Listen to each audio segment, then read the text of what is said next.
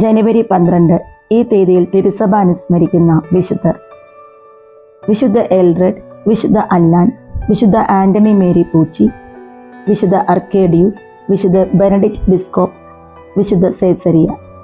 വിശുദ്ധ എൽഡ്രഡ് 1109-1167 കാലഘട്ടത്തിലാണ് വിശുദ്ധ എൽഡ്രഡ് ജീവിച്ചിരുന്നത്. ആംഗ്ലോ സാക്സൺ മാതാപിതാക്കളുടെ മകനായി 1110 എൽഡ്രഡ് ജനിച്ചത്. അദ്ദേഹത്തിൻ്റെ പിതാവ് ഐലാഫ് എത്സാമിലെ സെയിൻറ്റ് ആൻഡ്രൂ പള്ളിയിലെ പാരമ്പര്യ പുരോഹിതനായിരുന്നു. സമർത്ഥനും ഭക്തനുമായ ഒരു ആൺകുട്ടിയായിരുന്നു വിശുദ്ധ എൽഡ്രഡ്. ഏകദേശം 14 വയസ്സുള്ളപ്പോൾ സ്കോട്ട്ലൻഡിലെ ഡേവിഡ് ഒന്നാമൻ രാജാവിൻ്റെ സേവനത്തിൽ അദ്ദേഹം പ്രവേശിച്ചു. എൽഡ്രഡ് രാജാവിൻ്റെ സെനസ്റ്റൽ അല്ലെങ്കിൽ കാര്യസ്ഥനായി ഉയർന്നു. അദ്ദേഹത്തിന് വേണ്ടി നയതന്ത്ര ദൗത്യങ്ങൾ ഏറ്റെടുത്തു. 1134 യോർക്ക് ആർച്ച് ബിഷപ്പ് തർസ്റ്റനിലേക്കുള്ള ഒരു ദൗത്യത്തിനിടയിലാണ് റിവോൾട്സ് ആബിയെക്കുറിച്ച് എൽഡ്രഡ് അറിയുന്നത്. സിസ്റ്റേർസിയൻ സന്യാസിമാർ 2 വർഷം മുമ്പ് അബോട്ട് വില്യമിൻ്റെ നേതൃത്വത്തിൽ അവിടെ എത്തിയിരുന്നു. സന്യാസിമാരുടെ ജീവിതത്തിൻ്റെ കാഠിന്യം സമൂഹത്തിൽ പ്രവേശനം തേടാൻ എൽഡ്രഡിനെ പ്രേരിപ്പിച്ചു. എൽഡ്രഡ് അതിവേഗം സന്യാസ ജീവിതവുമായി പൊരുത്തപ്പെട്ടു. സന്യാസത്തിൻ്റെ 3 തൂണുകൾ പ്രാർത്ഥന, പഠനം, ശാരീരിക അധ്വാനം എന്നിവയിൽ എൽഡ്രഡ് മികവ് പുലർത്തിയെന്ന് വാൾട്ടർ ഡാനിയൽ വിവരിക്കുന്നുണ്ട്. 1142 റോമിലെ പോപ്പിൻ്റെ ദൂതനായി പ്രവർത്തിക്കാൻ എൽഡ്രഡിനെ തിരഞ്ഞെടുത്ത അബോട്ട് വില്യമിനും സ്കോട്ട്ലാൻഡിലെ രാജകീയ കോടതിയിലെ അനുഭവം വളരെ വിലപ്പെട്ടതായി തെളിഞ്ഞു. റിവോൾട്സിലേക്ക് മടങ്ങിയെത്തിയ എൽഡ്രഡിനെ ആബിയുടെ തുടക്കക്കാരനായി നിയമിച്ചു. ക്ലോയിസ്റ്ററിനുള്ളിൽ ജീവിതത്തിനായി തയ്യാറെടുക്കുന്ന യുവാക്കളുടെ പരിചരണത്തിൻ്റെയും നിർദ്ദേശങ്ങളുടെയും ഉത്തരവാദിത്തം പുതുമുഖങ്ങൾക്കായി എൽഡ്രഡ് ദ മിറർ ഓഫ് ചാരിറ്റി എന്ന ഒരു ഗൈഡ് എഴുതി. ഒരു സിസ്റ്റർഷ്യൻ സന്യാസി എന്ന നിലയിൽ ജീവിതത്തിൻ്റെ ശാരീരിക ബുദ്ധിമുട്ടുകളും ആത്മീയ പ്രതിഫലങ്ങളും ഇത് വളരെ വ്യക്തമായി ഉയർത്തി കാണിക്കുന്നു. അദ്ദേഹം ഇങ്ങനെ എഴുതിയിരുന്നു: ഞങ്ങളുടെ ആഹാരം വിരളമാണ്, ഞങ്ങളുടെ വസ്ത്രം പരുക്കനാണ്, ഞങ്ങളുടെ പാനീയം അരുവിയിലും, നമ്മുടെ ഉറക്കം നമ്മുടെ പുസ്തകത്തിലുമാണ്. ഞങ്ങളുടെ തളർന്ന കൈകാലുകൾക്ക് കീഴിൽ ഒരു കഠിനമായ പായയുണ്ട്. ഉറക്കം ഏറ്റവും മധുരമുള്ളതായിരിക്കുമ്പോൾ ഒരു മണിനാദം കേട്ട് നാം എഴുന്നേൽക്കണം. സ്വയം ഇച്ഛയ്ക്ക് ഇവിടെ അർത്ഥവ്യാപ്തിയില്ല. അലസതയ്ക്കോ ചിതറിപ്പോകാനോ ഒരു നിമിഷവുമില്ല. എല്ലായിടത്തും സമാധാനം, എല്ലായിടത്തും ശാന്തത. ലോകത്തിൻ്റെ പ്രക്ഷുബ്ധതയിൽ നിന്നുള്ള അത്ഭുതകരമായ ഒരു സ്വാതന്ത്ര്യമാണിത്. 1143 ലിങ്കൺഷെയറിൽ പുതുതായി സ്ഥാപിതമായ സിസ്റ്റേർസിയൻ ആശ്രമമായ റെവ്സ്ബി ആബിയുടെ മഠാധിപതിയായി എൽഡ്രഡ് നിയമിതനായി.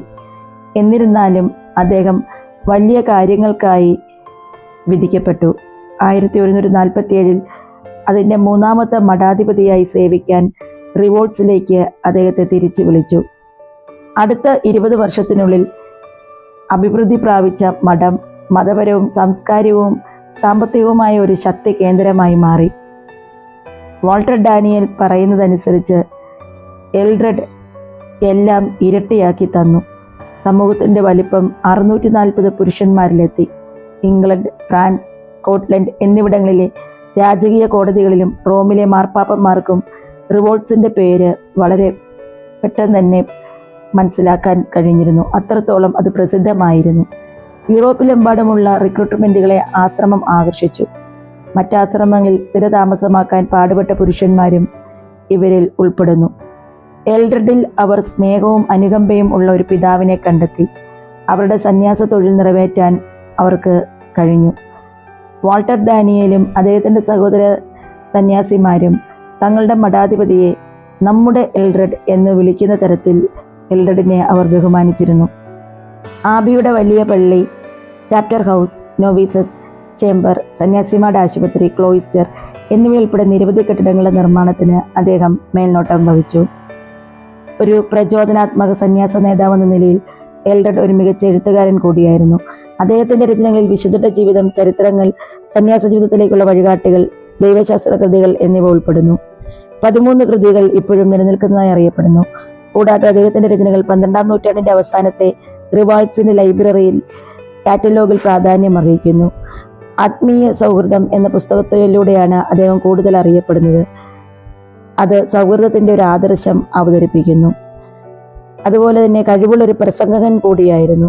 1163 വെസ്റ്റ്മിനിസ്റ്റർ അബിയിൽ സെയിന്റ് എൽഡ്രഡ് കുമ്പസാരക്കാരന്റെ അവശിഷ്ടങ്ങൾ ഒരു പുതിയ ദേവാലയത്തിലേക്ക് മാറ്റിയപ്പോൾ ഒരു പ്രഭാഷണം അതിൽ നിന്ന് കണ്ടെത്തുകയുണ്ടായി. അപ്പോഴേക്കും വളരെ ഗുരുതരാവസ്ഥയിലായിരുന്നു എൽഡ്രഡിന്റെ ആരോഗ്യാവസ്ഥിതി. സന്ധിവാതം, ഷിംഗിൾസ്, വൃക്കയിലെ കല്ലുകൾ, ഗുരുതരമായ ശ്വാസകോശ രോഗങ്ങൾ എന്നിവയുടെ സംയോജനമായിരുന്നു അദ്ദേഹത്തിന്റെ അവസാന വർഷങ്ങൾ. ആരോഗ്യം വളരെ മോശമായതിനാൽ ആബിയുടെ ആശുപത്രിക്ക് സമീപം സ്വന്തം വീട്ടിൽ താമസിക്കാൻ അദ്ദേഹത്തിന് അനുമതി ലഭിച്ചു. രോഗബാധിതനായ തന്റെ മഠാധിപതിയെ പരിചരിച്ച വാൾട്ടർ ഡാനിയൽ ഈ അനാരോഗ്യമുണ്ടായിരുന്നിട്ടും എൽഡ്രഡ് തന്റെ സന്യാസിമാരുടെ സ്നേഹനിധിയായ പിതാവായി തുടർന്നു. അവർ ആ വസതിയിൽ അദ്ദേഹത്തെ നിരന്തരം സന്ദർശിച്ചിരുന്നു. കടുത്ത പലകയായിരുന്നു ശയ്യയായി ഉപയോഗിച്ചിരുന്നത്. ഏകാന്തതയായിരുന്നു അദ്ദേഹം കൂടുതലും ഇഷ്ടപ്പെട്ടിരുന്നത്. തന്റെ മരണം ആസന്നമാണെന്നറിയാമായിരുന്ന എൽഡ്രഡ് തന്റെ വീടിനെ മസോളിയം എന്ന് വിളിച്ചു. തന്റെ രോഗങ്ങളിലുടനീളം ക്രിസ്തുവിനോടുള്ള സ്നേഹത്തിൽ നിന്ന് അവൻ വലിയ ആശ്വാസം കണ്ടെത്തി.